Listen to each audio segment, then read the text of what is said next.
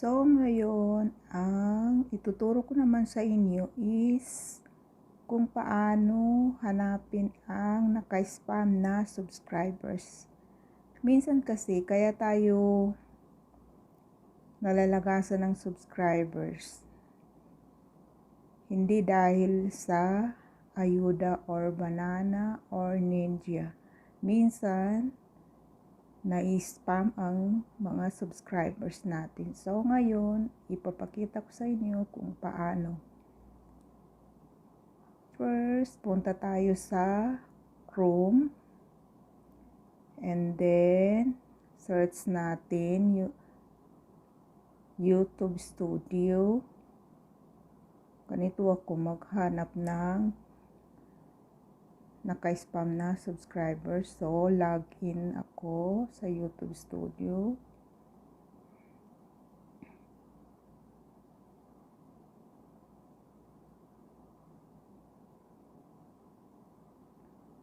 Mahina ang net ko. So, ngayon, andito na ako sa YouTube Studio ko sa Chrome. So, hanapin natin ang recent subscribers. So, ito siya. So, click all. Yan. So, ngayon, punta tayo sa subscribers. O, ito, may naka-spam na subscribers ko. So, ang gagawin natin ito, sa blue na ito is, i-click natin para ma-subscribe natin siya ulit. Ganito lang. Sa 90 days ako niyan, 90 days.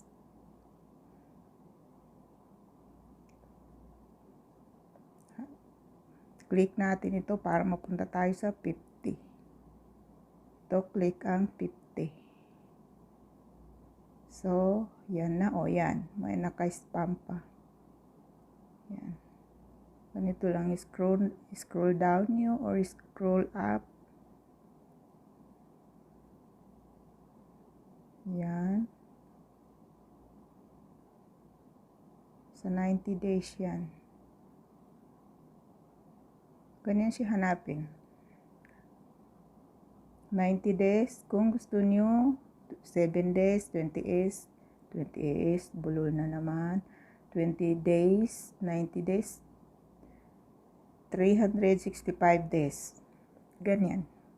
I-click ninyo yan para makita nyo kung saan ang naka-spam na subscribers nyo. Sa akin, 90 days lang.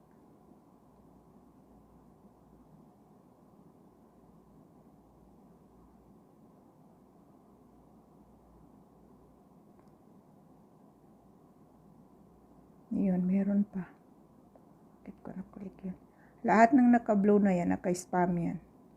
Pag na-click nyo yan, babalik ang subscribers nyo. Oh, ang daming naka-spam. Kaya pala, lagas na lagas yung subscribers ko. Minsan, hindi lang nalalagas dahil sa mga ninja lang. Minsan, na-spam ang subscribers natin. Ang dami pala. Kaya pala, dami kong lagas na subscribers.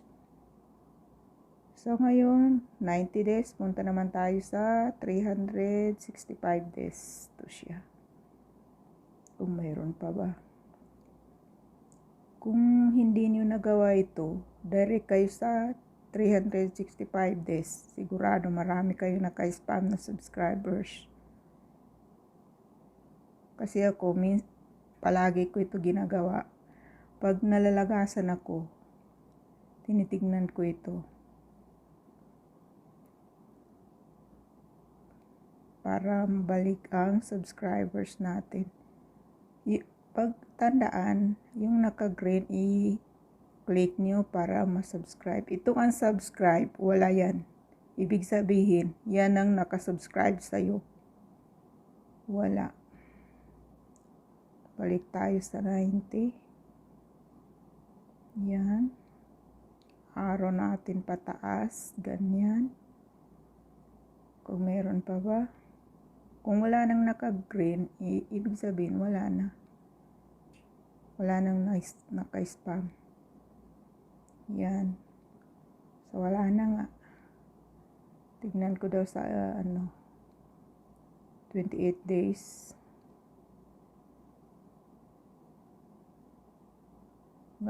Ganyan lang siya maghanap. Wala.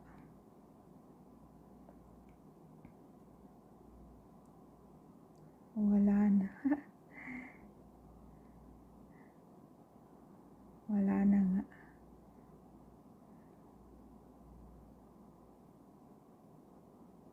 Wala na. Yun lang ang na-spam na subscribers ko. Ganun lang kadali hanapin.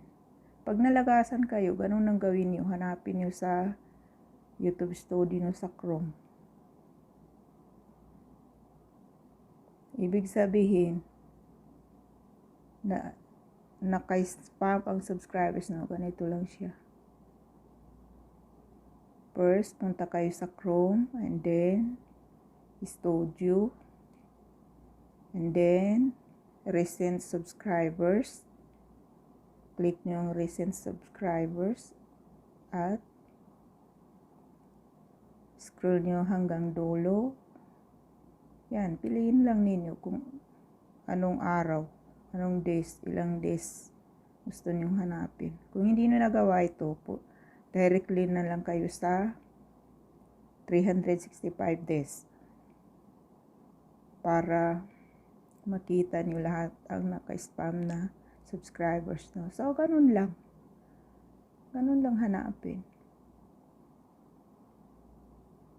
Kung nagustuhan nyo ang tutorial kong ito, please like and share and don't forget to subscribe my YouTube channel, Honey Badal KSA, and click the notification bell para updated kayo sa mga susunod ko pang vlog and live every day. Keep safe and take care always.